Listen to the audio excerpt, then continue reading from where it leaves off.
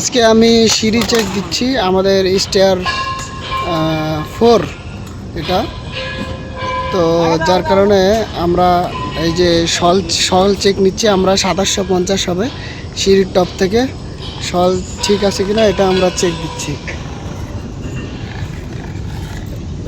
দেখি শাটার বরাবর দাঁড়াও দাঁড়াও দেখি এই সলটা একটু থামো।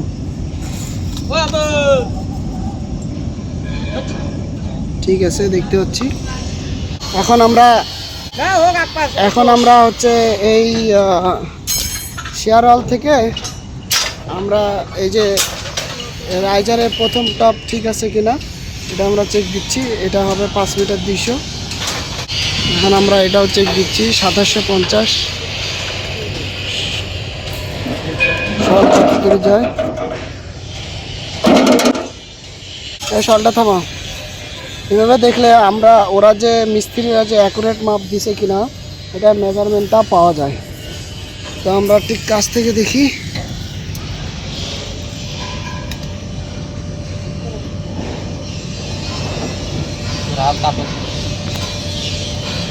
সলটা থামাও না।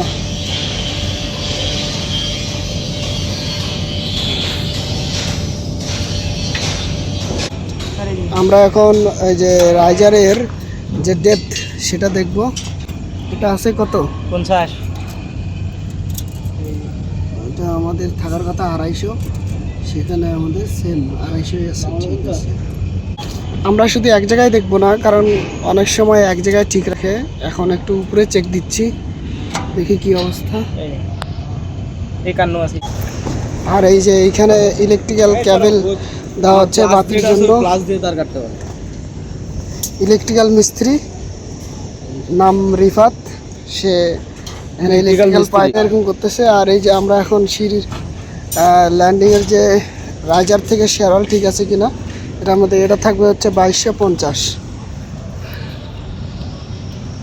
ঠিক আছে, একটা ইম্পর্টেন্ট বিষয়, এটা রাইজারের মাপ 250 ঠিক আছে কিনা এটা আমরা চেক দিচ্ছি। ঠিক আছে, এই যে মিস্ত্রি এবং সাথে হেল্পার রিফাত মিস্ত্রি ইলেকট্রিক্যাল।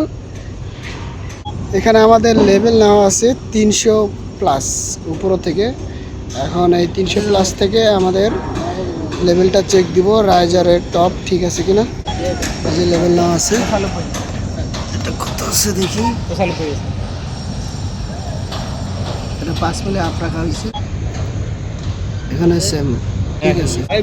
এবার আমরা মাঝখানে লেভেলটা ঠিক আছে কিনা সেটা চেক দিব। আমাদের হচ্ছে সিঁড়ি এখানে 250 আর আমাদের হচ্ছে সুতা আছে 300+, তার মানে 550 হবে। 550 ঠিক আছে, সিঁড়ির ডেপথ থিকনেস 550 ঠিক আছে।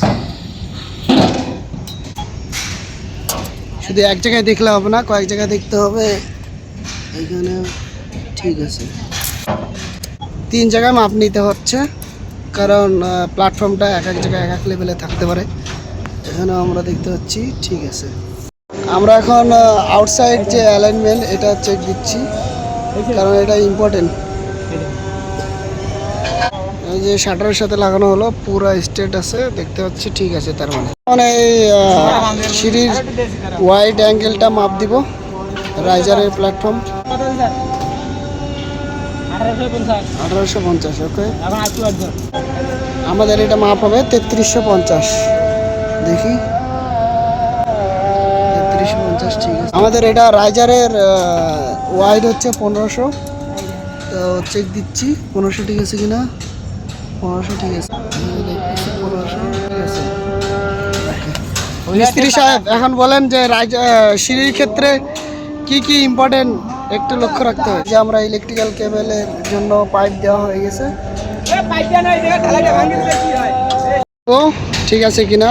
1 2 3 4 5 6 7 8 9 10 11 12, তার মানে ঠিক আছে।